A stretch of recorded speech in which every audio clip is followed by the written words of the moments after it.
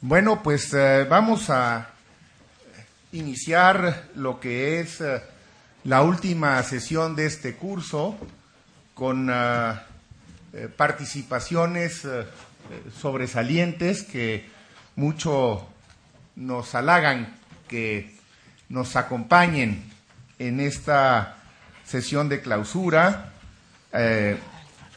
A don Juan López Dóriga, que es director de la Agencia Española de Cooperación Internacional para el Desarrollo, y alguien que ha estado muy cerca de estas actividades y que siempre pues se ha convertido ya en una figura emblemática de nuestros encuentros, don Enrique Iglesias, secretario general de Iberoamérica. A ambos les agradezco muchísimo su presencia, así como a quienes me acompañan en esta mesa, desde luego a don Joaquín Goyaeche, el director de los cursos de verano de la Complutense.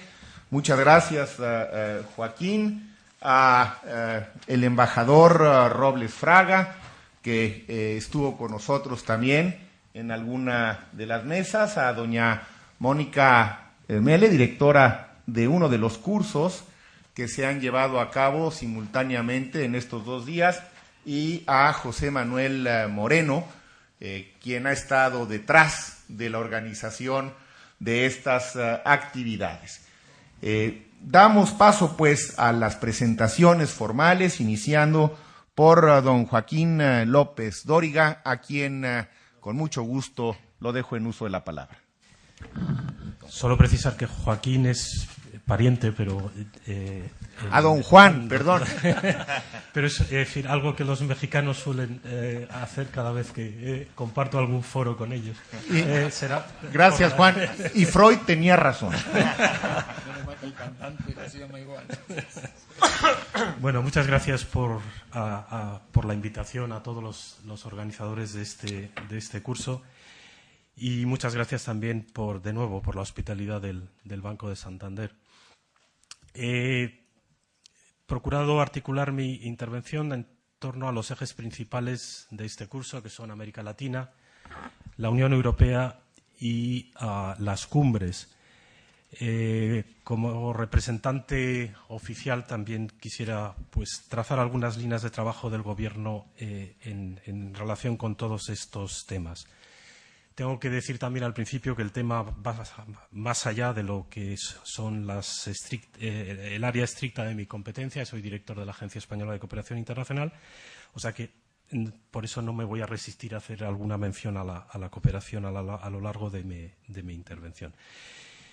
Y comienzo ya, y que quisiera hacerlo utilizando el pretexto que me da el título de una de las mesas redondas, hablando del contexto internacional. En su informe Shifting Wealth, la OCDE concentraba su atención en el realineamiento estructural de la economía global que se ha producido en los primeros años del siglo XXI. El centro de gravedad económico se ha movido hacia el este y hacia el sur, creando una nueva geografía del crecimiento. En el año 2000, los países miembros de la OCDE generaban el 60% del PIB mundial y el resto el 40%. En el año 2010, la distancia ya se había acortado mucho y estábamos en el 51-49%. Los años 90 fueron para la mayor parte de las economías en desarrollo, y en especial para América Latina, una década perdida. Pero los primeros 10 años del siglo fueron, en cambio, el primer periodo de fuerte crecimiento económico en mucho tiempo. De ahí que, si utilizamos la clasificación del antiguo presidente del Banco Mundial, James Wolfson, el número de países convergentes, es decir, los que doblan la tasa de crecimiento de los países ricos, se multiplicó por 5, y el de los que él clasifica como pobres pasó de 55 a 25, es decir, se redujo más de la mitad. Hay un autor norteamericano, Charles Kupchan, que ha señalado que el siglo XXI no pertenecerá ni a los Estados Unidos, ni a China, ni a ningún otro poder, y que caminamos hacia un mundo de nadie, es su expresión. Pues bien, en ese mundo de nadie, América Latina es un polo emergente de creciente dinamismo e importancia. El conjunto de la región ha registrado durante años tasas de crecimiento del Producto Interior Bruto que superan el 5% anual y ha resistido bien los embates de la crisis. Uno de ellos, Brasil, se ha convertido ya en la sexta potencia del mundo.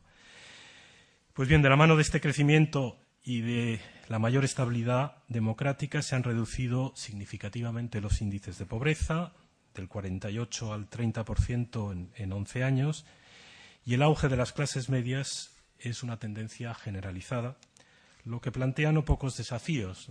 En periodos de fuerte crecimiento las expectativas suben y la gente pide al gobierno algo más que protección contra la pobreza, el hambre, el crimen o la enfermedad. Quiere escuelas e infraestructuras modernas, reclama una sociedad más avanzada, con sueldos más altos y una política más limpia. Es verdad que, por otra parte, el crecimiento no resuelve por sí solo la desigualdad y América Latina sigue siendo la región más desigual del planeta. 10 de los 15 países más desiguales del mundo se hallan precisamente en América Latina. Pero el entorno económico y político favorable, que en general ha prevalecido en la región desde el inicio del nuevo siglo, ha generado un flujo constante de inversiones directas extranjeras y de manera muy destacada españolas. Sin embargo, como pone de manifiesto el último informe publicado por la CEPAL, empieza a ser perceptible una brecha entre aquellos países que gozan de mayores niveles de seguridad jurídica y respeto por la iniciativa privada, que encabezan las listas de receptores de inversión, y un segundo grupo en el que las condiciones mucho menos favorables empiezan a generar mayores cautelas por parte de los inversores internacionales. Y América Latina, también lo recuerda la CEPAL, sigue necesitando inversión porque el índice que tiene del 23% del PIB resulta insuficiente para el desarrollo.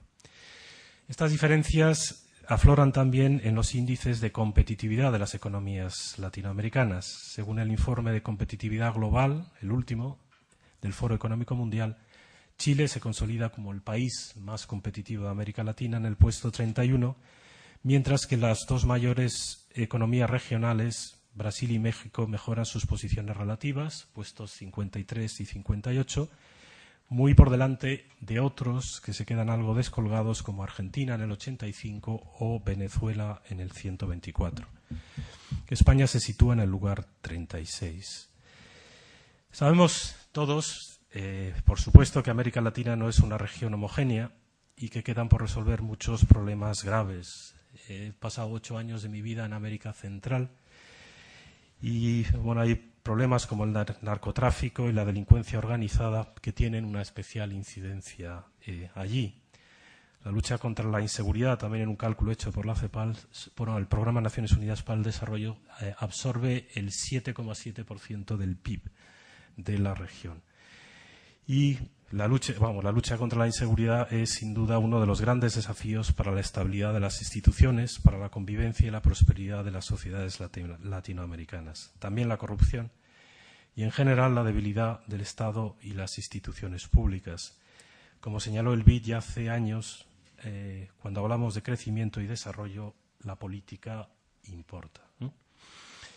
Otra característica destacable de esta nueva América Latina es el resurgimiento de los ideales de integración y su plasmación en la proliferación de foros regionales solo parcialmente articulados entre sí.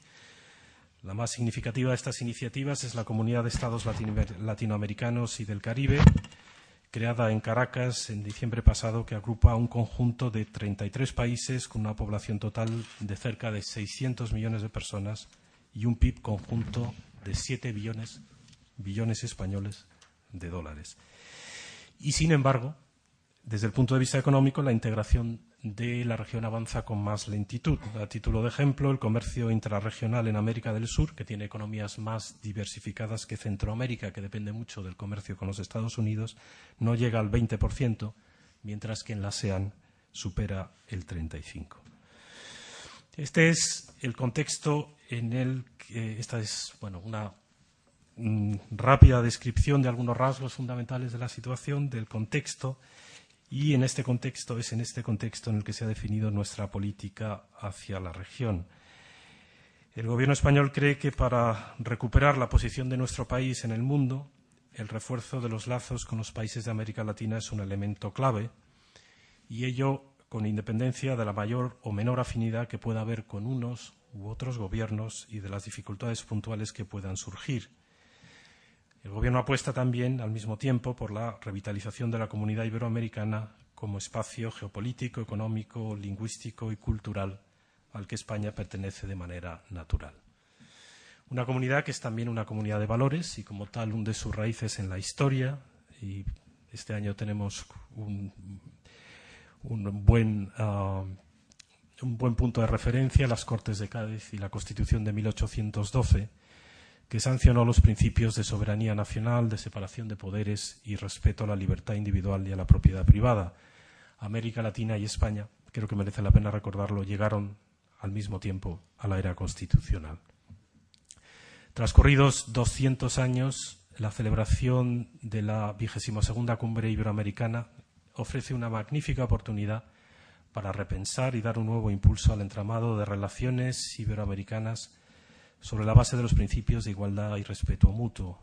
España está trabajando, junto con la SEGIB y la Troika, para garantizar una cumbre llena de contenido, volcada en la recuperación económica y en la consecución del bienestar de los ciudadanos y superando algunas inercias del pasado. En este sentido, en Cádiz deberán tomarse decisiones estratégicas sobre el futuro de las cumbres, sobre su periodicidad, sobre sus contenidos y sobre sus objetivos. De la Cumbre de Cádiz debe surgir una comunidad iberoamericana más sólida, más cohesionada y equilibrada, en la que la Unión Europea debe de estar también presente. Por esta razón, España, en su calidad de Secretaría pro tempore, quiere promover la asistencia a la cumbre como invitados especiales de las principales autoridades de la Unión Europea. También, en opinión del Gobierno español, la cumbre CELAC Unión Europea de Chile debe contribuir de manera decisiva a renovar y a fortalecer el vínculo entre Iberoamérica y Europa. Y en esto hemos avanzado mucho. En el 7 de mayo de 1999, el diario Le Monde repartió un suplemento donde se resumían los principales acontecimientos de los 100 años que van de 1900 a 1999. Al terminar de leerlo se da uno cuenta que no se registraba en ese suplemento nada concreto sobre lo sucedido en América Latina. Había en total 5 referencias. La palabra Venezuela en un gráfico sobre las cotizaciones del petróleo, una noticia sobre la caída y muerte de Salvador Allende en Chile, otra en la misma página sobre la crisis de los misiles en Cuba, la noticia de que Fangio alcanzó en Barcelona en 1951 el Campeonato del Mundo de Fórmula 1 y, por último, una referencia a que el primer vuelo comercial del Concorde fue París-Dakar, Río de Janeiro. No era gran cosa, como ven. El reflejo quizá de que las dos regiones han estado durante mucho tiempo dándose la espalda. Se ha avanzado, decía antes, se ha reequilibrado la relación. Las dos regiones están unidas ahora por una tupida red de convenios, pero queda mucho trabajo por hacer. La Unión Europea es la fuente más importante de inversión extranjera directa en la región, pero desde el punto de vista comercial, China desplazará en 2015 a la Unión Europea como segundo socio comercial. El primer viaje de la presidenta Rousseff al extranjero no fue a Estados Unidos, no fue a la Unión Europea, fue a China. Existe un enorme potencial no explotado en las relaciones económicas entre la Unión Europea y América Latina. Y bueno, hay cosas que aprovechar, como el hecho de que la Unión Europea sea, por ejemplo, la región del mundo que genera la mayor cantidad de patentes en tecnologías medioambientales. América Latina, como no podía ser de otra manera, siempre ha estado situada en un primer plano de las prioridades de la acción exterior española, incluida la política de cooperación al desarrollo. España seguirá considerando a los países latinoamericanos menos desarrollados como prioritarios, a pesar de contar con menos recursos. En una política de cooperación que se va a plantear sobre bases nuevas, que se plasmarán en el 4º plan director, que se aprobará antes de final de año, y una política de cooperación adaptada a la realidad actual de España y de América Latina, y que necesariamente será más concentrada, aunque esto no signifique que sea menos eficaz. Los países con menores niveles de renta de Latinoamérica, sobre todo en las regiones centroamericana y andina, seguirán recibiendo un porcentaje importante del conjunto de la AOD española. Y seguiremos apoyando iniciativas clave como la Estrategia de Seguridad en Centroamérica.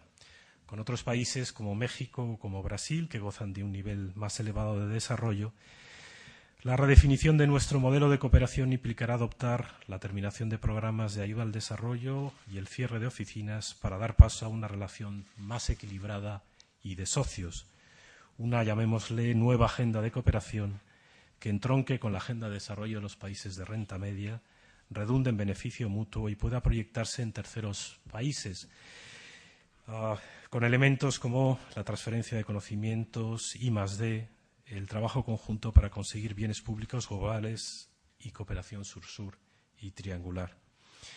Y queremos multiplicar las oportunidades de incorporar a nuestra acción mediante alianzas a la sociedad civil y también al sector privado, y seguir impulsando la acción de la Unión Europea en América Latina en materia de desarrollo, y también aprovechar todas las posibilidades de ejecutar nosotros fondos europeos a través de operaciones de cooperación delegada. El Gobierno español continuará también promoviendo los intercambios económicos y aquí también hay un amplio margen de mejora.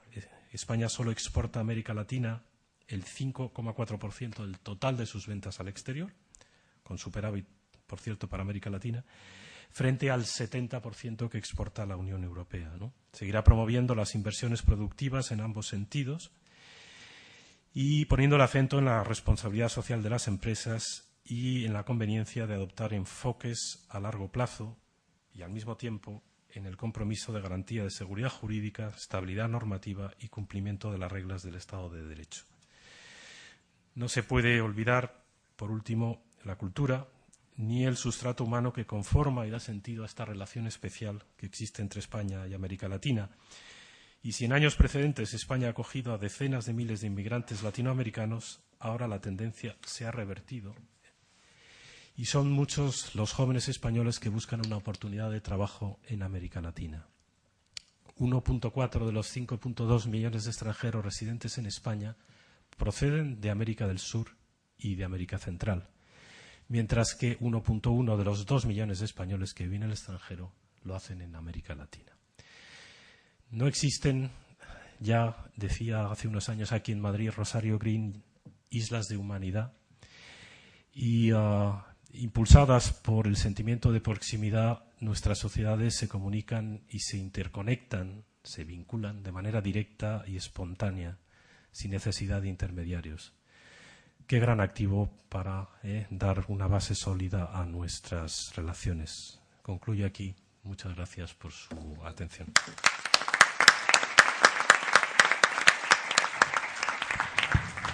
Muchas gracias, Juan. Es muy reconfortante escucharte y por tu conducto tener la certidumbre de que hay un refrendo en esta idea de que la cooperación es necesaria y ha sido muy importante. Y lo digo porque a lo largo de este curso, plural como tiene que ser, diverso, también escuchábamos algunas voces que planteaban que la cooperación no tendría ya mucho sentido, lo cual no dejó de generar ciertas reacciones entre muchos de nosotros. Pero bueno, ahora lo que nos ha dicho Juan deja las cosas muy en claro y en particular yo me siento muy reconfortado de escuchar esta visión global que incluye no solamente el comercio, las inversiones, sino también la cultura, los aspectos humanos, vinculados, por supuesto, a la educación, al desarrollo científico. Muchísimas gracias.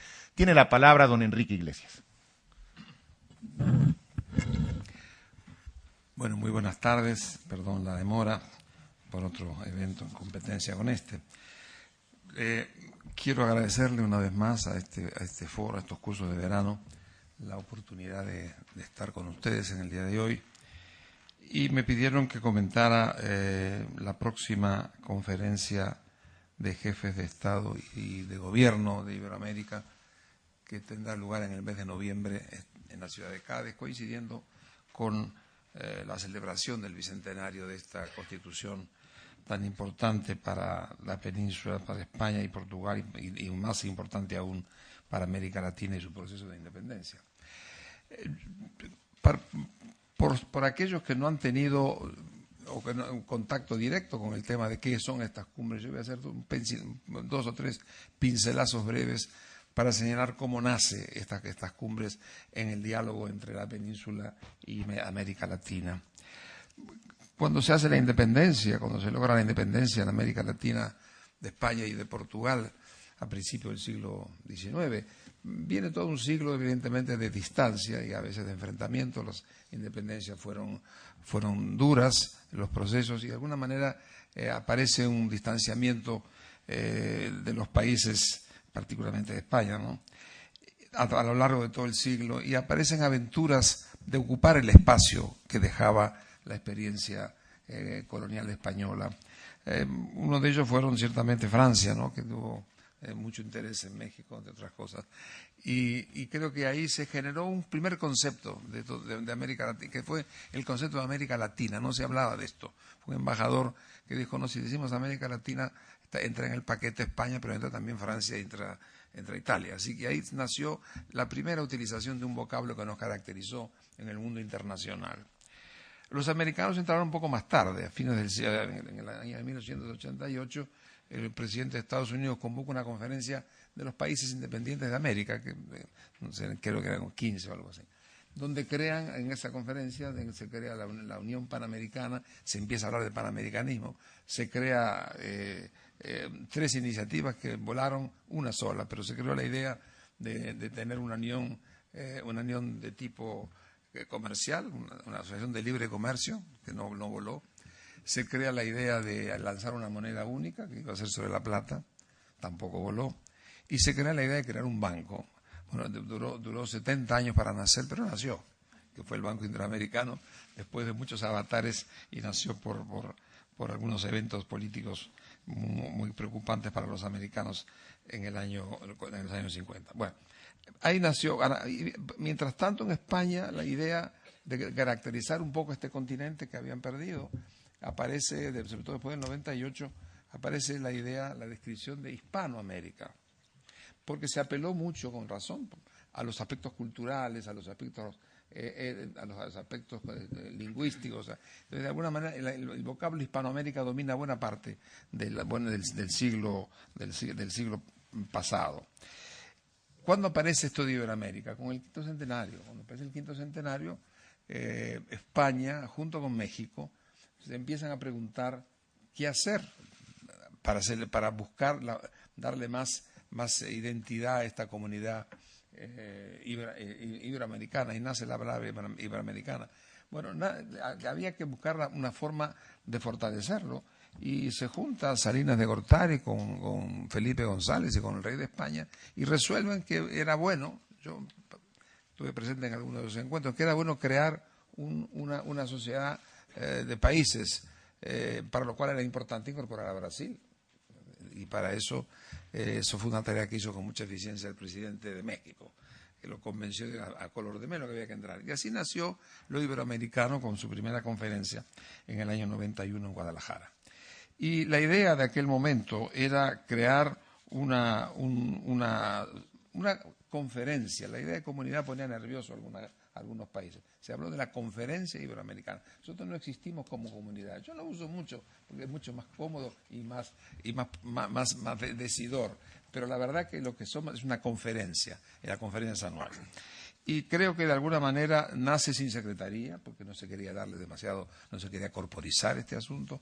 Y así fue como nacimos en el año 91, con un cierto clima, que es el que hay que revisar hoy. En primer lugar, el clima político. América Latina, después de muchos tumbos políticos, Chile había recuperado su democracia en el año 90, por tanto era el último de los mohicanos que volvía el redil democrático, y de alguna forma esto fue un dato muy importante porque España fue muy activa en la recuperación democrática de América Latina. Es decir, tuvo mucho que ver la política, y los partidos políticos de España estuvieron muy vinculados a la recuperación democrática de los años 90, anterior a los años 90, como forma de estimular en mi país. ¿Hay algún uruguayo aquí? Debería haber, ¿no? Bueno, yo soy uruguayo. Entonces, en los años, cuando se recupera la democracia en Uruguay en el 85, un factor fundamental fue la presencia del rey, que invitó a toda la oposición a la Embajada de España. Los militares a partir de ahí empezaron a decaer y finalmente se recuperó la democracia. 84. Bueno, de manera que de alguna manera es así, había un clima político muy positivo que era saludar a la democracia latinoamericana. Y de alguna forma había en ello un punto de apoyo importante para que el quinto centenario se celebraba en el año 92 con una América Latina democrática. En lo económico había dos cosas importantes. Por una parte, una España que se despertaba a aprovechar plenamente los beneficios de la integración en el resto de Europa, y España empieza a crecer vigorosamente a partir de esos años. Y una América Latina que venía saliendo, agateando de una década que nosotros llamamos la década perdida cuando estábamos en la CEPAL, y que fue perdida en algún sentido, sí, fue perdida porque fue la crisis de la deuda, complicadita la cosa. Y fue perdida, pero no fue perdida porque ganamos la democracia, de manera que y aprendimos muchas cosas. Entonces, en los años 90 se produce una nueva ideología en América Latina, que es el liberalismo, y el neoliberalismo, que trae consigo un consenso de Washington. Y ese consenso de Washington, de alguna manera, significó tres cosas. Los países se volcaron a defender la estabilidad y pusieron orden en sus finanzas públicas y orden en sus bancos centrales. Se destinaron a abrir las economías, había que mirar al mundo, y no era cuestión de quedarse mirando el ombligo adentro de nuestra región solamente. Y en tercer lugar, estableció la reforma del Estado. Y la reforma del Estado implicaba vender los activos del Estado, las empresas del Estado. Esa fue la filosofía del consenso de Washington, muy demonizado. La historia quizá matice esto, es decir, no tengo duda que va a matizar. Pero de todas maneras, ese fue el tema. La empresa española, que en los años 90 empieza a crecer, en lugar de optar como hacían los franceses, los ingleses o los alemanes de mirar al Asia, decidió mirar a América Latina.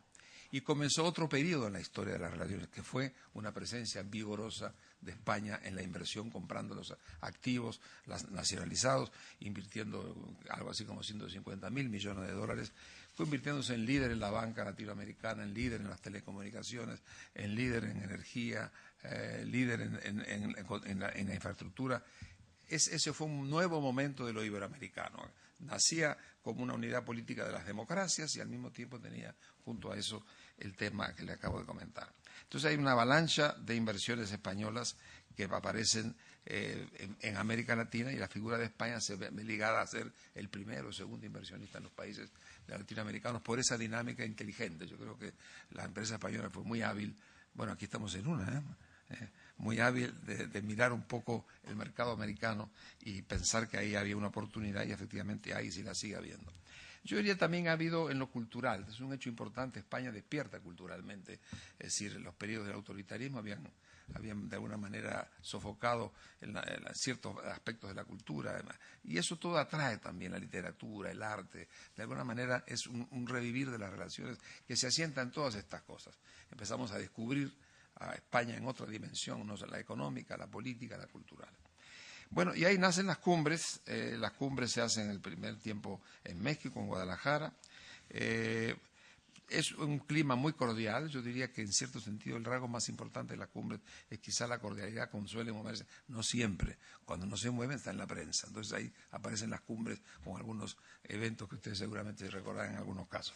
Yo creo que de alguna manera yo destacaría en las cumbres una cosa, en la figura del rey. El rey ha sido, la corona ha sido, en materia de cumbres, un factor muy importante, porque ha sabido captarse, tiene un talante que le permite vincularse de una forma muy especial con los demás jefes de Estado, y eso es, sin duda alguna, un factor muy importante en esta periodicidad que han tenido las cumbres. Cuando yo pienso, yo asistí a todas las cumbres, con distintos sombreros, pero cuando yo pienso que en el año 91 iba a poder asistir vivo, digo yo, en la cumbre número 21, la 22 todavía queda un poco, de todas maneras me pregunto, yo no lo hubiera creído.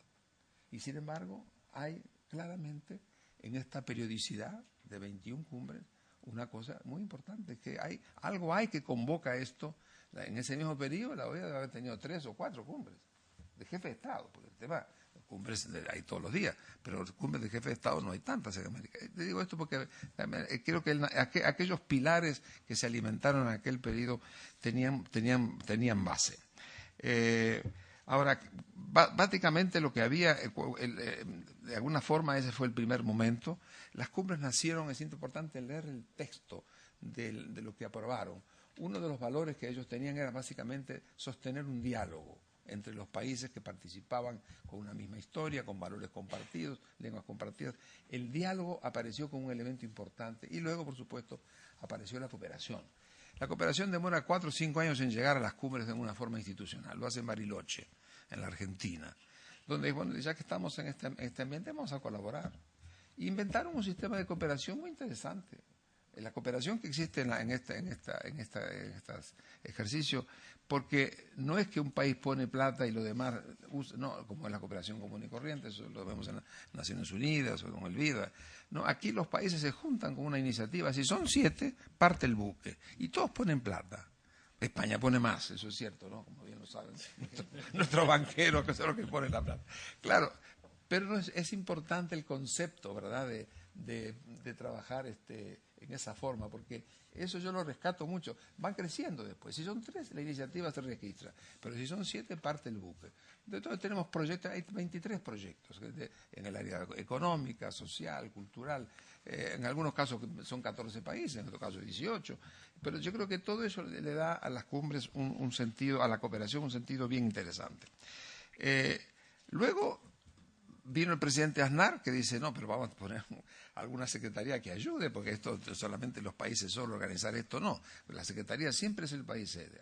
Es decir, la secretaría de las cumbres no somos nosotros, son los países sede. En este caso es España, pero las 21 anteriores presidentes siempre es un país que está. Entonces, Aznar propone, y para eso le pide que se renueve, que se repiense, y le llama a Cardoso, que se estaba por ahí, y dice, Fernando, pensá un poco cómo armamos una secretaría. Y así fue como nacimos nosotros, en el 2005. Esas son un poco las etapas que va surgiendo esto de las cumbres, y nacimos en Salamanca como parte de este esquema. Yo quería decirle, la cumbre en todo lugar tiene estas reuniones anuales. Yo diría una cosa interesante. Yo dije, me sorprendí. Yo soy el primer sorprendido en ver que se asiste a las cumbres con esta. El año pasado se hace una cumbre en Asunción del Paraguay. Y se salió crítica de que no habían ido. Oiga, de 24 jefes de Estado y de Gobierno fueron 18 a nivel de presidentes y vicepresidentes. No está mal, ¿no? No está mal. Y 6 ministros. Es decir, porque los presidentes hoy en día, en el año 91 había mucho menos cumbres que ahora. Los presidentes tienen 13, 14 cumbres por año. Entonces, pero quiero decir que en ese contexto a mí me sorprende cómo se defiende, y espero que se defienda más en el futuro, esta vocación iberoamericana. Siempre nosotros cuando llegamos a la Secretaría le sugerimos a los gobiernos que eligieran temas, un tema eje en la discusión. Hablamos de migraciones y una muy buena declaración, un código de conducta sobre migraciones en Montevideo en el 2006. Después fuimos a la cohesión social en Chile, hablamos de la juventud en El Salvador, después fuimos a innovación en Estoril, nos fuimos a educación en Mar del Plata, y en la última cumbre que nos tocó actuar a nosotros fue en Asunción, donde se habló de reforma del Estado. La cumbre no está sola. ¿Cómo llegamos? Como 13 o 14 reuniones preparatorias. Yo vengo ahora a una reunión donde se juntaron los ministros de empleo. Estamos tratando de que bajen, de que no sean más de 10. Bueno, pero en general estas cumbres de ministros permiten entrarle a las distintas actividades del Estado e identificar proyectos, actividades de cooperación. Entonces, tenemos también foros, la cumbre de este año, por ejemplo, ahí tiene un foro de la juventud, hay un foro empresarial, hay un foro de los gobiernos locales, hay un foro de los parlamentos. Es un bosque importante de actividades que la cumbre culmina todo eso en lo que es la reunión de los jefes de Estado. Bueno, hoy en día, decía muy bien Juan, una cosa importante, el mundo ha cambiado. El mundo de hoy no es el mundo del año 91, han pasado 21, 22 años. Un mundo difícil, yo creo que estamos entrando en un periodo de inestabilidad. Este periodo anterior fue un periodo de estabilidad, muy excepcional en la historia del hombre, y sobre todo en materia económica y política. El rasgo de la historia del mundo en los últimos 300 años es el de la inestabilidad. Nosotros estamos entrando en un periodo de inestabilidad. Estamos en una crisis muy profunda que no lo hemos visto todavía el fin. Sabemos que va a terminar, pero nadie sabe cuándo y cómo. Y esta crisis no es mundial. No es mundial porque el mundo va a crecer 3,5% este año. Es una crisis del Atlántico Norte, una crisis en los Estados Unidos, donde partió todo, y una crisis en la Unión Europea, donde tampoco es universal. Porque hay países que están en este momento con buena salud económica, por ahora. Entonces, yo digo, lo que de alguna manera importa es que el mundo ha venido cambiando. Y en ese sentido, los cambios yo también los miraría en esos 2 o 3 frentes, ¿verdad? Cambio político, sin duda. Yo creo que hay más democracia en América Latina. Hay pecadillos de un lado y de otro, pero hay más democracia. Hay más derechos humanos. Y yo, claro, lo digo yo porque soy de la generación del 50, de manera que hemos conocido, esto que digo lo digo con autoridad. Autoridad porque fue lo que fue los años 50. Hay mejora de los derechos humanos, sin duda también. Ahora, pero aparece un nuevo elemento muy fuerte en los últimos años. Siempre existió regionalismo alrededor de los organismos de integración, los 4 que tenemos. Hoy aparecieron estas nuevas versiones del regionalismo, que están muy impulsadas por el ALBA, que tiene una dinámica especial, pero los demás países acompañan. Tenemos el UNASUR, tenemos ahora el CELA, que se acaba de crear, tú lo recordabas recientemente, y aparecen además las distintas acciones de cooperación, como las que, por ejemplo, instala ALBA entre sus países miembros. Entonces, de alguna manera, lo primero que hay un cambio político importante, y que nos ubica como una región mucho más. ¿Por qué el regionalismo? No vamos a... Bueno, yo creo que hay una cosa que hay que respetar. Yo como latinoamericano le digo que es importante que América Latina resuelva sus problemas políticos por sí misma. Me parece muy bien. Y que no tenga que depender de ningún tipo de intervención, venga de Norteamérica o venga de Europa. Por tanto, hemos sido muy prudentes nosotros en el tema político, precisamente porque el surgimiento de ese nuevo regionalismo, esa nueva conciencia crítica de que nosotros hay que respetarla, y ojalá que sea algo más que eso. Pero por ahora ese es un rasgo importante. El segundo importante, ahora vamos en la parte económica es donde se da el fenómeno más importante. América Latina tiene hoy un producto cercano, ¿cuánto hablabas? De 7.000 millones sí, más de los cuales más o menos América debe ser en euros, son 4.8 el mercado interno iberoamericano, y yo tengo la península ibérica 1.4, es decir, somos 3 veces más el peso económico de la península ibérica que lo que es hoy América Latina.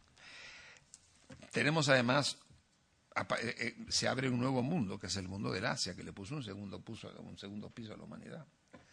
Y Asia, con esos 2.200 millones de personas que empiezan a consumir, consumen lo que tenemos nosotros: alimentos, energéticos, metales. Y entonces todo eso comienza, sobre todo de Panamá para el sur, todo eso comienza a tener un empuje muy importante. Yo creo que entramos en un término de oro de los términos de intercambio que no habíamos tenido nunca. América Latina hoy es, y Brasil en particular, el país emergente del mundo occidental.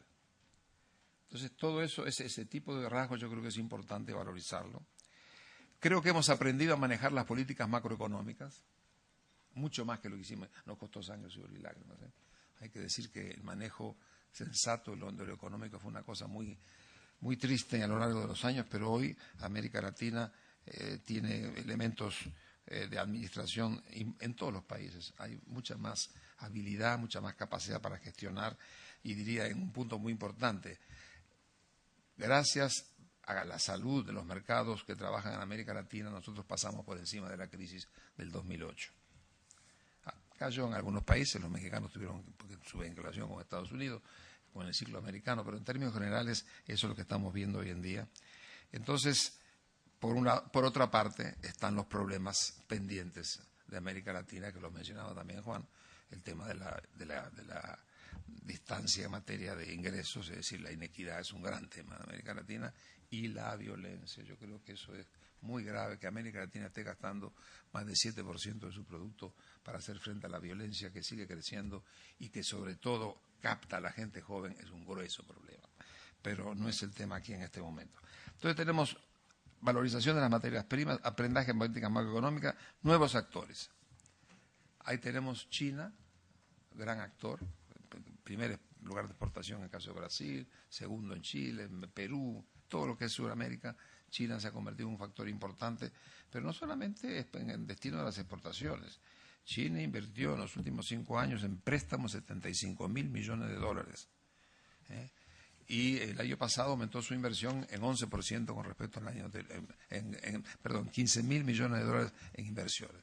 Tenemos una China compradora de exportaciones, una China que está invirtiendo en América Latina inversiones muy vinculadas a la exportación. Tenemos una China que invierte, pero tenemos una China que vende también, y mucho. Y eso está generando muchos nervios en las industrias latinoamericanas. Yo diría, el tema chino es un tema particular, y el último tema que marca la nueva situación es el retorno de los hijos pródigos. Está viniendo Inglaterra de vuelta hacia América Latina, está invirtiendo, está abriendo embajadas, está en Alemania, el canciller declara públicamente que fue un error alejarse de América Latina, y eso lo cual es importante, porque ese retorno de los hijos pródigos además le genera a España competencias que no tenía antes. Ahora vamos a tener competencias, pero es bueno que hayan retornado a mirar un poco a América Latina. Yo creo que en lo político, como yo le diría, también hablé del regionalismo activo que hay en este momento, y los países que forman parte con conciertos internacionales que están abriéndose, el núcleo de países que mira al Asia, por ejemplo, estos 4 países que tienen relaciones con Asia, Perú, Colombia, Chile y México. Esto es una nueva realidad que está abriéndose. Los BRICS, Brasil forma parte de esa comunidad de los países geográficamente más grandes del mundo. En fin, hay todo. Ese es el nuevo esquema en el cual estamos ubicándonos nosotros como en las relaciones iberoamericanas. Ahora, yo creo que aquí las dos regiones, América, del Atlántico, América y la península, tienen de alguna manera un activo en sus manos, que hay que de alguna manera aprovechar, y hay que aprovechar valorizándolo y de alguna manera actualizándolo a las nuevas realidades. Por eso que me parece muy bien lo que ha hecho el gobierno de este país, cuando dijo que el tema de la cumbre de Cardia va a ser renovando la colaboración. Es verdad, así como se hizo en su momento cuando se crearon las cumbres en el año 91, es el momento de que se renueve y se revitalice en función de este nuevo panorama que les acabo de mencionar que en este momento. Yo diría que hay 2 preguntas que habría que hacerse para renovar. ¿Qué puede esperar hoy América Latina de Europa, de Iberoamérica, y qué puede esperar Iberoamérica de América Latina? Son las 2 preguntas sobre las cuales habría que construir la respuesta a Cádiz. Nosotros estamos trabajando en eso, estamos tratando de descubrir cuáles son las prioridades que se abrirían un poco a esa nueva revisión de América Latina. ¿Qué puede esperar la península de América Latina? Yo mencioné aquí 5 o 6 punticos que yo creo que a mí me parece que están en el centro de la preocupación. Lo primero, por supuesto, es mantener su cuota de mercado. Las inversiones que están allí van a estar compitiendo con otras cosas, son muy importantes para América Latina, pero también son importantes para España. Entonces yo diría que lo primero es, de alguna manera, estar presente e incluso aumentar su inversión. El año pasado España, en el 2011, a pesar de la crisis que ya se insinuaba, invirtió 11% más de sus inversiones en la región que en el año 2010. Eso es importante. En segundo lugar, le interesa a la península participar en las grandes inversiones que América está necesitando hoy en materia de infraestructura. En el fondo, el gran desarrollo de América Latina está muy dependiente de las infraestructuras, en energía, en comercio, etcétera. En tercer lugar, hoy en día hay en América Latina 500 empresas llamadas multilatinas. Son empresas que se han unido, una argentina con una brasilera, invierten en Chile, una chilena con una peruana, es decir, 500 empresas multilatinas que ya constituyen un porcentaje muy importante de la inversión. Esa es una forma de integración. Cuando nos preguntan sobre la integración latinoamericana, yo digo, mire, no es solamente el Mercosur, no solamente el ACAN, el grupo centroamericano, es que aquí hay 500 empresas que están haciendo integración. Hemos visto a esas empresas invertir en Estados Unidos, en Canadá y en China. Las veremos invertir en esta península. Y esa es una expectativa importante. Cuando vino Lula acá lo dijo, en un discurso muy importante que hizo ante los empresarios españoles, y es verdad. Es decir, esas multilatinas son una expectativa importante hacia América Latina, hacia la península ibérica, y ahí está un poco el potencial. Yo creo que el otro tema importante también es, de alguna forma, pensar, y esto es común a los dos lados, en la forma de buscar nuevas asociaciones con América Latina. Y estas nuevas asociaciones son fundamentalmente las que se derivan de las empresas pequeñas y medianas. La empresa pequeña y mediana es una gran frontera de la cooperación entre España, Portugal y América Latina.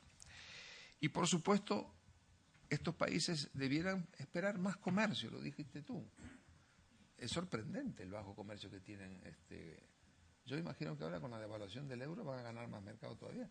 Que de alguna manera hay también una cosa que debería trabajarse, pero ya es una tarea de los portugueses y los españoles, ver cómo entran más mercados en una región que hoy tiene 7 billones de dólares de mercado. Es un mercado importante. No, América te andará por 5,5, pero es mucho mercado. Entonces, de alguna manera, eso forma parte, yo diría, de los intereses que de alguna forma se descubren. ¿Y qué haría? ¿Y qué espera América Latina? Ya, es importante porque a veces esta sensación de que estamos hoy en día con los nuevos visitantes, con la China de este mundo y la India, ¿vale? No, cuidado, mucho cuidado con nosotros asumir de que esa es la solución de América Latina. América Latina tiene solución en todos los frentes.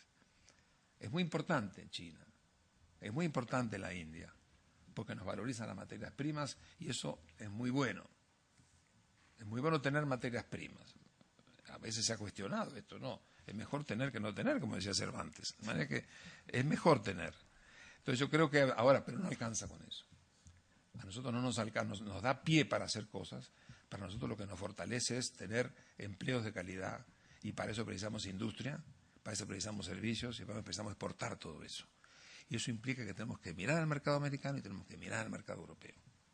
Entonces, para nosotros hoy más que decir, el hecho de que entre China no es una exclusión, es un complemento que vigoriza nuestra capacidad de entrar en los mercados del Norteamérica y los mercados europeos. Bueno, ¿cuáles son algunas de las líneas? Y para ir terminando, porque tenemos que ir más. El tema de qué espera Iberoamérica de la próxima etapa de relaciones con España y Portugal. Bueno, primero yo diría continuar con el flujo de inversiones, priorizando cada vez más la gestión y la tecnología. Porque en este momento los capitales no es lo que es abundante en España hoy por razones de la crisis, lo va a ser, pero hoy no lo es. Pero nosotros capitales domésticos tenemos. Entonces, para nosotros lo que nos importa fundamentalmente es gestión y tecnología. Y ahí España tiene las tecnologías en materia de energías renovables, en materia de transportes, en materia de comunicaciones. Es decir, de alguna forma hay un reservorio donde estas dos cosas se dan en forma muy importante. Eso es lo primero. Lo segundo es tenemos que de alguna manera apoyar la investigación y la innovación asociando a instituciones investigadoras. En esto estamos los dos necesitando, la península y el continente, porque de alguna forma poder priorizar esto y asociarnos para invertir en empresas, en instituciones conjuntas es muy importante. Hoy en día España tiene un desarrollo tecnológico muy importante, también lo tenemos nosotros. El distinto rubro, si no, vean ustedes la biotecnología en Cuba, la revolución agrícola en la Argentina, la revolución en prospecciones petrolíferas en Brasil, la forma de invertir en explotaciones minerales, en fin, hay capacidad de hacer cosas juntos, y yo creo que eso es un tema importante. Tercero, el tema de poder tener un esfuerzo importante de pymes, es decir, la creación del concepto de empresas multiibéricas. Nosotros tenemos un 90% del empleo nuestro son las pymes, como en todas partes. Esas pymes, de alguna manera, son muy poco productivas. Tienen que casarse. Y un matrimonio importante es el que pueden hacer con las pymes portuguesas y españolas. Primero porque hablan español y portugués, que no es poca cosa esto del idioma, sino que lo digan los que van a negociar en China. Porque no es solamente el idioma, la forma de pensar, la forma de ver el mundo. Está todo incluido. Y ese fue lo que encontraron los españoles en los años 90, ¿no? Es mucho más fácil, como en nuestro mercado, es mucho más importante el trato que el contrato. Y yo creo que eso es un poco lo que está detrás de estas cosas. Luego, las pymes, por tanto, es un tema importante. Nosotros vamos a llevar a Cádiz un proyecto especial sobre este tema. La formación de recursos humanos. Nosotros tenemos aquí un esfuerzo importante, que es el espacio del conocimiento, donde estamos trabajando precisamente para fortalecer la circulación de profesores, el sistema de becas, en fin, todo el tema de poder hacer un esfuerzo importante en ese campo. Y lo que es más importante todavía que esto es que hay una propuesta iberoamericana que lo hizo la Organización de Estados Iberoamericanos en la Conferencia de Mar del Plata, que es un gran programa de educación de calidad para el año 2020. Ese es uno de los grandes temas que debieran unir mucho a las relaciones iberoamericanas. Otro tema importante del momento. Durante muchos años las migraciones vinieron del sur al norte. Yo vine en una ya en los años 30. Ahora están yendo del norte al sur, mucho menos. Pero hay una circulación debido a los fenómenos de demanda del mercado local. Hay una emigración de talentos, no migración, circulan talentos. Eso hay que de alguna manera mirarlo con objetividad. Hoy en día hay un problema de desempleo técnico en este país. La idea de poder viajar al exterior es una cosa que está en la agenda de la gente joven o de la gente no tan joven. América Latina es un destino privilegiado, lo estamos viendo. Eso hay que de alguna manera estimularlo. Esa gente se va y mañana vuelve, como volvieron los españoles que fueron a Alemania en los años 50. Así que de alguna manera yo creo que es un tema que debe preocuparnos. ¿Cómo se hace para incorporarlo? Yo creo que la competitividad es otro tema que también está en la agenda. El tema de buscar la forma de continuar nuestra gran asociación cultural. Y déjenme que les diga esto, que lo siento muy profundamente. Yo creo que el activo más importante que tiene esta comunidad iberoamericana es su cultura. Es su cultura, porque esto es típicamente un fenómeno de afinidad cultural que nos viene del fondo de la historia. Nosotros en materia cultural somos una potencia cultural. Y lo decimos sin ningún tipo de jactancia, es la verdad. Lo somos en las artes de todo tipo, en la música, en la literatura, en las artes plásticas, en las artesanías. Es decir, y eso vale.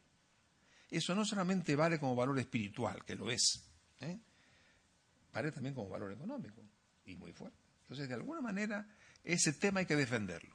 Y yo, hasta el último día que esté en este esfuerzo, voy a defender que ahí hay un esfuerzo que hay que priorizar. Nosotros tenemos en este momento, modestamente en esta Secretaría, programas que nos acercan a patrocinar el cine, la música, las artes escénicas, las bibliotecas, los museos. Todo eso está en programas, grupos de países que están pequeñas, no son cosas que van a cambiar el mundo, pero lo apoyan. Apoyan. Yo creo que esto tiene un gran sentido para nosotros en las relaciones iberoamericanas.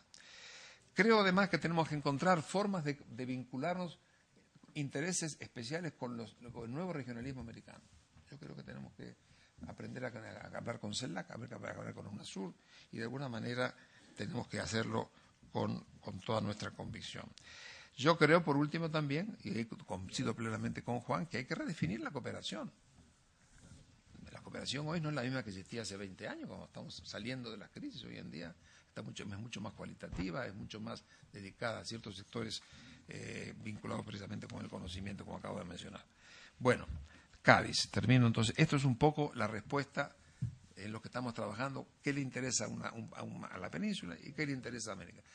Si somos capaces de definir eso con claridad, ahí ponemos en marcha Cádiz, que es lo que queremos hacer. Nosotros vamos a tener una reunión que va a ser de 4 días, a ver un encuentro de la juventud. Me parece que es muy importante tener a la gente cerca. Y es importante eso, y es importante además algo que estamos empezando a descubrir. ¿Cómo importa el hecho de que estas secretarías tengan contacto con las redes sociales?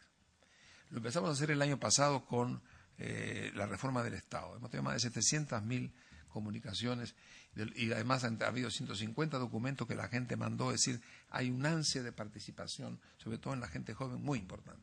Nosotros vamos a tratar de hacer un proyecto que esté fundamentalmente, estamos trabajando en un proyecto concentrado en este tema. Va a haber un encuentro empresarial donde vamos a hablar de las pymes, de la responsabilidad corporativa. Estamos queriendo crear una agencia central de arbitraje. Es hora de que Iberoamérica tenga su propia agencia de arbitraje de conflictos comerciales. Y sobre todo para las empresas pequeñas y medianas. Creo que vamos a tener una reunión con los países del G20 y va a haber un cambio en la estructura, vamos a acentuar un cambio en la estructura de la reunión, que es procurar que los jefes de Estado, que van a estar de hecho un día y una noche anterior, estén mucho tiempo solos discutiendo entre ellos. La discusión pública se va a reducir y va a quedar en esa forma. Bueno, vamos a tratar de que salgan modificaciones estructurales, siendo que aspiramos a que después de 22 años las cumbres sean bienales. Me parece que está bien, ¿no? Me parece que a eso espero que se puedan llegar. Y como digo, nuevas formas de cooperación. Bueno, yo termino entonces diciendo, yo creo que hay un capital importante que de alguna manera hay que aprovechar. Yo creo que tenemos un activo fuerte, el hecho mismo de que esté instalada en esta ciudad una pequeña secretaría para atender las relaciones con Iberoamérica es importante. Así lo supo Washington, que hace 110 años que tiene la OEA en Washington. Yo digo que nosotros tenemos que pensar que esto es bueno, por eso, pero es que bueno, pero tener también alguna pequeña presencia en la región. Tenemos 4 puntos focales, pequeñas oficinas en Montevideo, Brasilia, Panamá y México para cubrir ahí. Creo que entonces también hace sentido para desespañolizar esto y hacerlo realmente auténticamente iberoamericano. Pero creo que es una buena cosa. Yo llegué aquí convencido de que esto era bueno y después de 5 años y medio estoy convencido que sigue siendo bueno. Muchas gracias.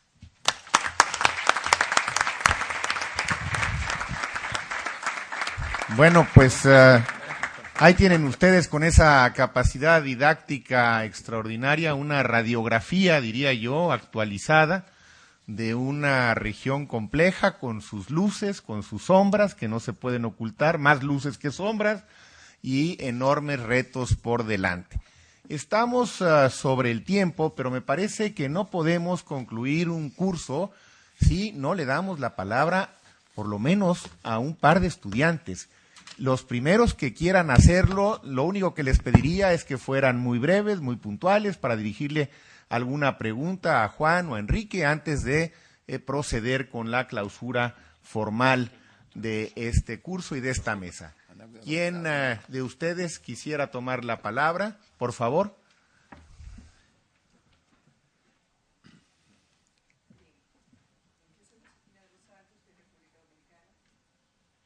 Si le aprietas ahí, okay. Eso es, ahora sí. Gracias. Yo soy Josefina de los Santos de República Dominicana y quiero hacer una pregunta en torno a la refocalización que habla el señor Juan López de la cooperación que van a tener este año, tomando en consideración el tema de las organizaciones no gubernamentales. Y me refiero a este tema por el tema haitiano, que es nuestro vecino y que, dado la debilidad de las instituciones, este tipo de organizaciones tiene aspectos fundamentales. Tiene aspecto primordial. Entonces, si hay la posibilidad de que este tipo de cooperación a este país pueda ser refocalizado, dado que el tema de las ONG, pues se sabe que los fondos, gran parte de ellos van a gastos administrativos de las personas que lo dirigen y otros a otro tipo de gastos, ¿no? Que no van a los fines a que han sido dirigidos. Entonces, el tema haitiano es un tema primordial para la República Dominicana, porque en la medida en que la ayuda a este país pueda ir al fortalecimiento institucional y al fortalecimiento de la estructura productiva, pues en esa misma magnitud pues nos beneficia a nosotros como país vecino. Muchas gracias. Juan, por favor. Sí, lo que pretende el proceso de renovación de la cooperación, de cambio de enfoque, es adaptarse a la realidad de los países. Nos vamos a adaptar a una realidad que sea un cambio que se ha producido en estos últimos años. Y se refiere sobre todo a los países que han pasado a ser países de renta media y renta media alta, ¿no? Es el caso de Haití, ¿no? O sea, en Haití seguimos trabajando con, digamos, nuestros instrumentos tradicionales y seguiremos haciendo fortalecimiento del Estado en Haití, que no es una tarea nada fácil, por cierto, ¿no? Y ahí, bueno, hicimos una gran inversión después del terremoto y, bueno, la propia debilidad de las instituciones del país hace que tengamos bastantes problemas de ejecución. Es difícil y rápido en ese país, pero desde luego vamos a seguir ahí. Muchas gracias. Allá, por favor, una última pregunta, si es tan amable. Una pregunta rápida. Para ambos, a lo largo del curso de verano se ha estado hablando de lo que es incentivar la inversión en América Latina, pero me gustaría saber si ya existe una apreciación de cuáles serían los bienes, productos, servicios o instrumentos financieros que resultan más atractivos para iniciar la inversión en América Latina. Muy bien. Oiga, David, ¿se oye bien? Más o menos. Yo creo que tenés que mirarle a las 400 empresas que hay españolas en América Latina. Ellos descubrieron a dónde había que invertir y lo saben muy bien. Yo creo que deberían invertir en más cosas, pero en este momento el mercado americano, el mercado latinoamericano es un mercado muy muy generoso con el potencial que tiene en este momento de 6 mil millones de dólares. Es mucho mercado para poder amparar mucho tipo de inversión. Ahora, yo imagino que aquí en España, en el caso de las empresas que han ido, todas sido con capacidad de innovación en los países. Todas han llegado porque pudieron abrir mercados o pudieron usar mercados en sectores clave, como por ejemplo las utilities, que son o los servicios públicos, como han sido muy dominados por la inversión. Pero seguramente esto se va a ir. Hoy en día, por ejemplo, la expansión de los recursos naturales es un tema que atrae mucha plata. La gente hay muchas inversiones en energía, hay muchas inversiones en todos los productos que tienen que ver con la agricultura. Nosotros en Uruguay, yo tengo que hablar de mi país, pero ha habido un importantísimo avance dentro de la dimensión del país, de luego, de las inversiones en muchos sectores que nunca hubieran imaginado que estarían en el mercado para invertirse. Y en la medida en que las cosas en Europa no anden bien por un rato, eso impulsa las inversiones para otros destinos donde realmente hay capacidad de hacer cosas. Y los mercados como los nuestros abren a un grupo de empresas en este país la oportunidad que no es tan fácil hacerlo en otros grandes mercados. Entonces, y vuelvo a repetir, el idioma, la base cultural, la forma de pensar ayuda mucho. Por eso nosotros pensamos que ahí hay una frontera que habría que trabajar, las pymes, los matrimonios de pymes. Por ejemplo, el año pasado quisimos hacer un matrimonio, nosotros de pymes, invitamos en la Argentina a unos 40 empresarios de las microempresas, de las pequeñas, de las pymes. Y dijeron, bueno, nosotros queremos hablar de la industria del cuero, de la industria del mueble, de la industria... Entonces después les conseguimos matrimonios para conversar en distintas autonomías. Hablamos con los gallegos, hablamos con los catalanes, con los valencianos.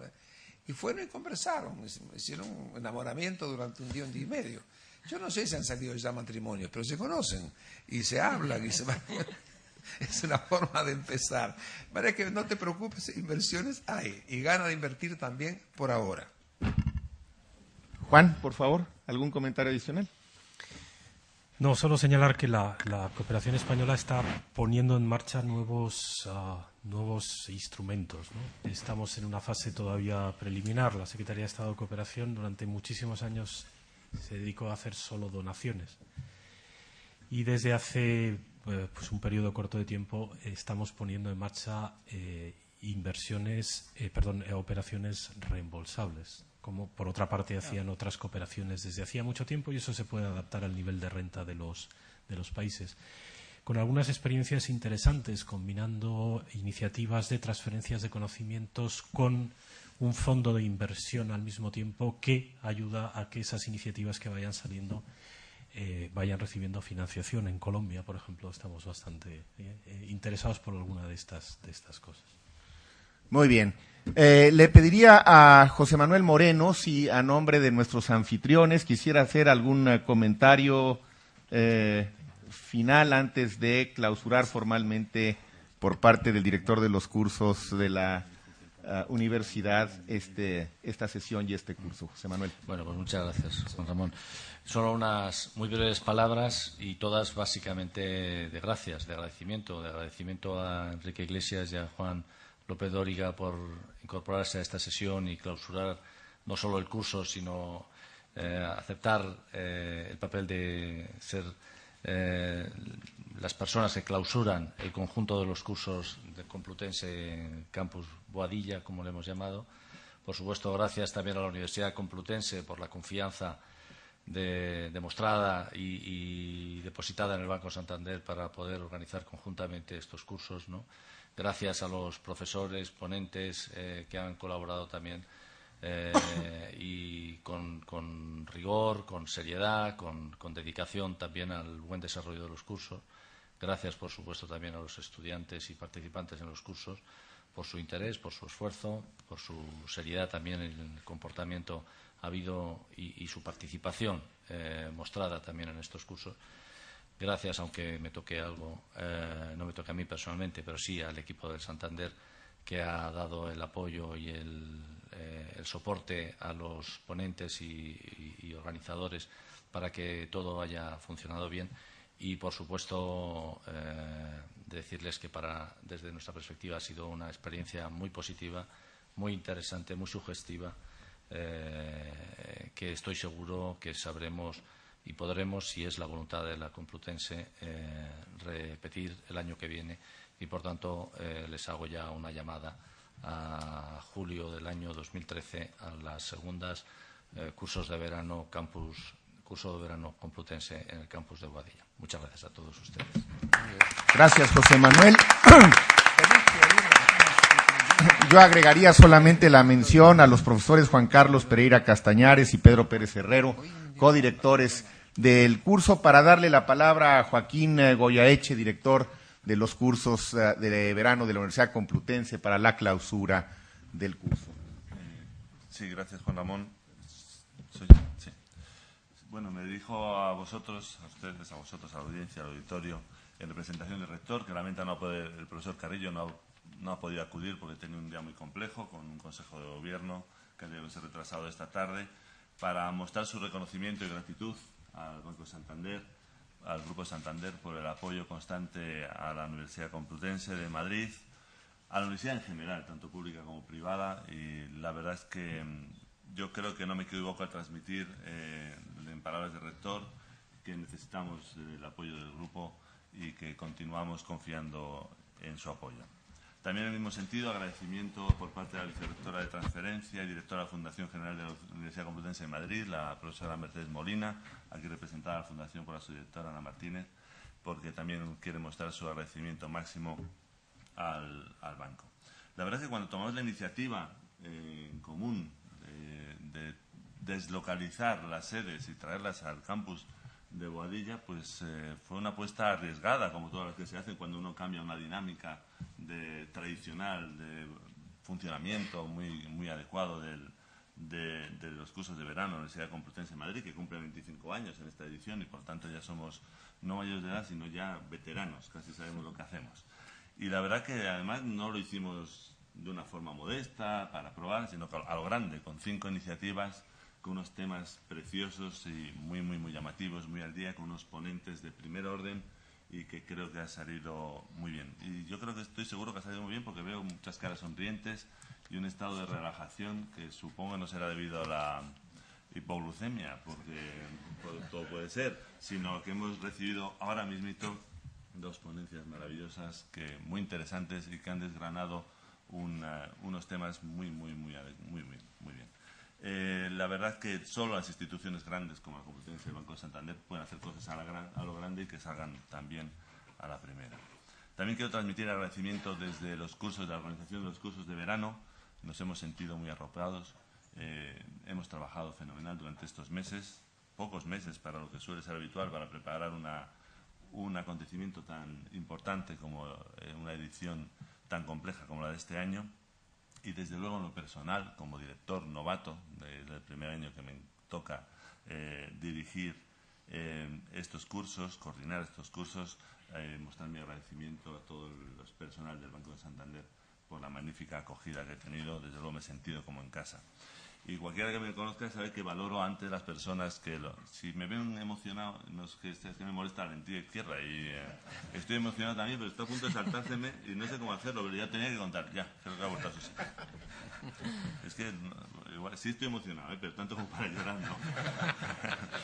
La verdad que los que me conozcan saben que valoro más lo personal que las instituciones, porque creo que las instituciones están hechas por personas. Y desde luego he conocido y he trabajado durante 2 meses con un capital humano tremendo, tanto en el lado del Santander como en el lado de la Complutense, que es mi lado, mi casa, aunque ya empiezo a considerar el Grupo Santander como mi casa también. Y la verdad es que me gustaría, esto es lo que me anima a continuar las personas, así que si el rector me quiere cesar, que es el que me ha nombrado, lloraré, patalearé para que no lo haga, no tanto por el cargo, sino por seguir trabajando con estas personas tan maravillosas. En cualquier caso, y yo creo que José Manuel también se ha adelantado, espero que sigamos trabajando juntos el año que viene, que mantengamos, si conviene y le conviene al banco, manteniendo esta ocupación, esta invasión de su casa, de este magnífico entorno que facilita tanto el aprendizaje y el intercambio de ideas en libertad. Así que espero poderles recibir el año que viene aquí o en San Lorenzo de Escoya, donde quieran. Muchas gracias. Pues muy bien, nos vemos entonces el próximo verano. Me informa María Luisa Morán que habrá una foto de grupo aquí afuera. A todos ustedes nuevamente, muchas gracias, que tengan muy buenas tardes.